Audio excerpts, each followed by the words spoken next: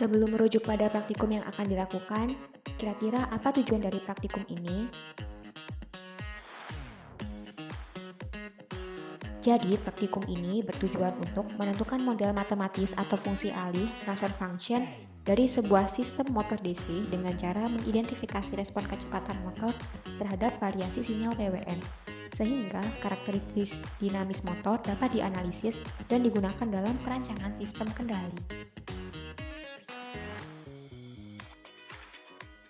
Nah, kemudian ada 4 tahapan alur kerja saat melaksanakan praktikum.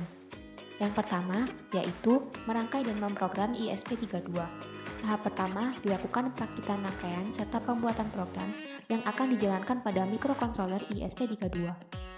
Yang kedua yaitu mengunggah dan membaca data motor. Program diunggah ke ISP32, kemudian dilakukan pembacaan data kecepatan motor berdasarkan variasi nilai PWM yang diberikan.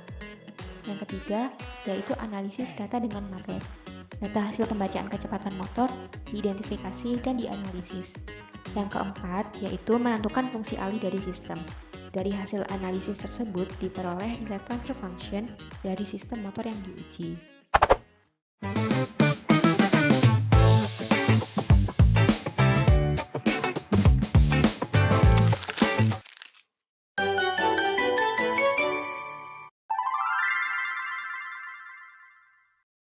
La vida es un carrusel,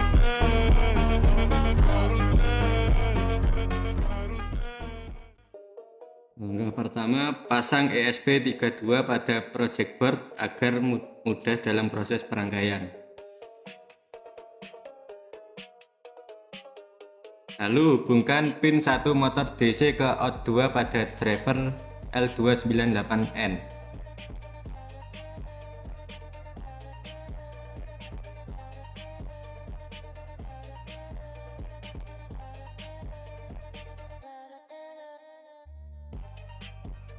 Hubungkan pin 2 motor DC ke ground sumber daya.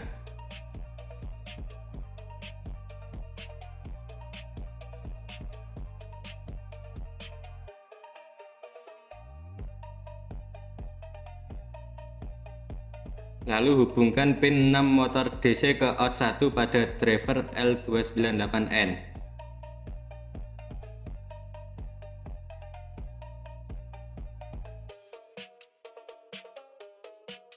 Sambungkan pin 5 motor DC ke pin 5 volt pada driver L298N sebagai supply encoder.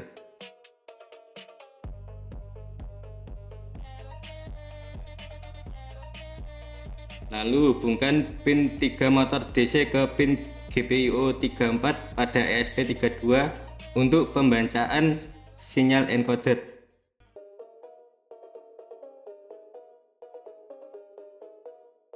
Lalu hubungkan pin ENA pada driver L298N ke pin GPIO 15 pada ESP32 untuk sinyal PWM.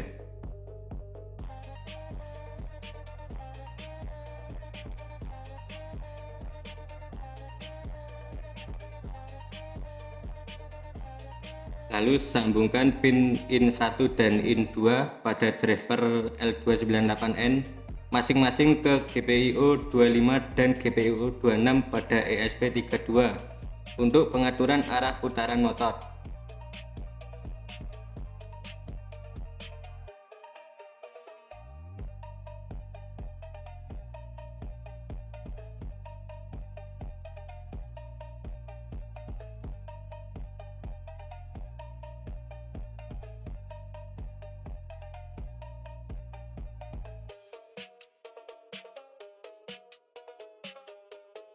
Lalu hubungkan ground ESP32 ke ground sumber daya dan jangan lupa jumper ground driver L298N dengan ground sumber agar semua komponen memiliki referensi tegangan yang sama.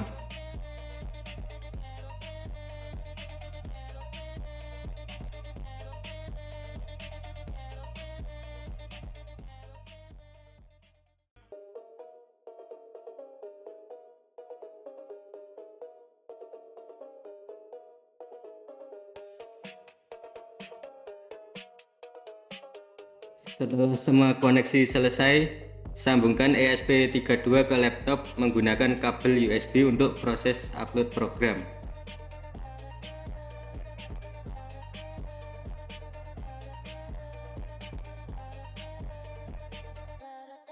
Terakhir, hubungkan sumber tegangan 12 volt DC ke terminal input daya driver L298N atau pada project board.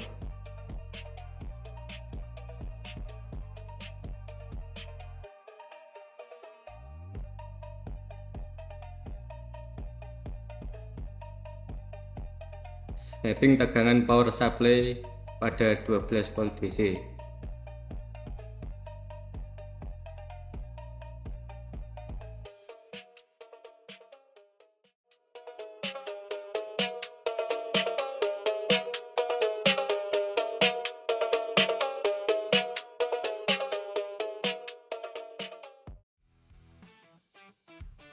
Nah, ini adalah program untuk membaca RPM motor DC berdasarkan input dari PWM. Yang nantinya PWM akan naik mulai dari 0 sampai 255 yaitu titik stabilnya, dan RPM motor akan menyesuaikan PWM yang diberikan. Setelah program berhasil berjalan, bisa kita lihat di sini motor mulai berputar ketika PWM menyentuh angka 60-an. Dan kecepatannya akan terus bertambah seiring dengan bertambahnya nilai dari PWM tersebut.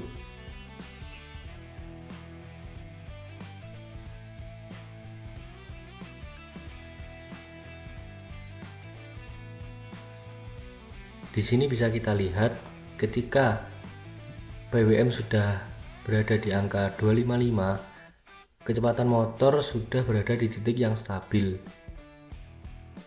Nah, pada percobaan kali ini kita dapatkan RPM stabil motor di angka 73,78.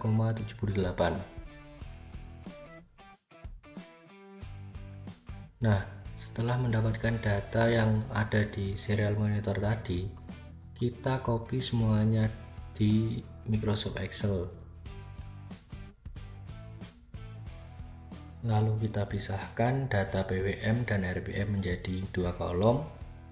Setelah itu kita gunakan fitur replace untuk menghapus kata PWM dan RPM, karena yang kita butuhkan di langkah selanjutnya yaitu angkanya saja.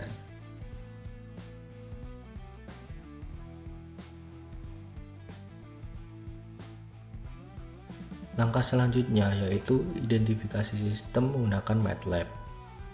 Yang pertama, buka workspace, lalu klik kanan atau bisa menekan Ctrl+N untuk membuat folder atau project baru. Setelah itu, kita beri nama folder yang sudah kita buat tadi. Selanjutnya, kita klik dua kali untuk membuka folder tersebut. Nah, di sini muncul kolom seperti di Excel tadi.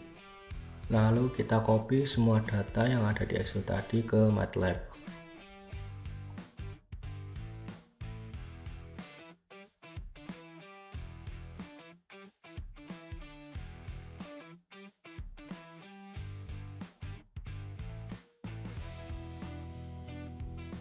Langkah selanjutnya, buka apps, lalu pilih System Identification.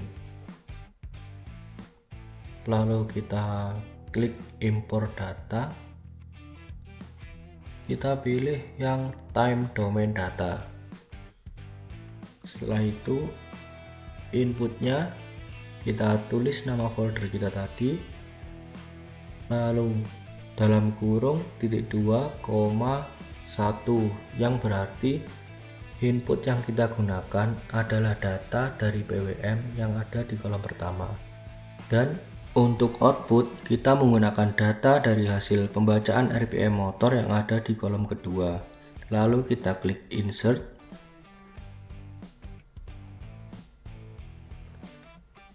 Setelah itu kita centang time plot untuk memunculkan grafik input dan output.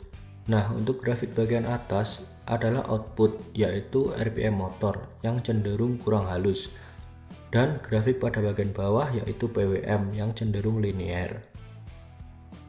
Selanjutnya, kita akan mencari transfer function dari sistem ini. Yang pertama, kita klik estimate, lalu kita pilih transfer function model. Di sini kita atur pulse-nya menjadi 2 dan zeronya menjadi 0. Karena fokusnya adalah memodelkan pengaruh PWM terhadap kecepatan motor. Lalu kita klik estimate dan tunggu prosesnya sampai selesai. Nah, lalu kita close dan kita klik TF1 yang akan memunculkan transfer function dari sistem ini. Inilah transfer function dari hasil identifikasi yang menunjukkan kestabilan sistem. Sekian dari kelompok 2 kurang lebih.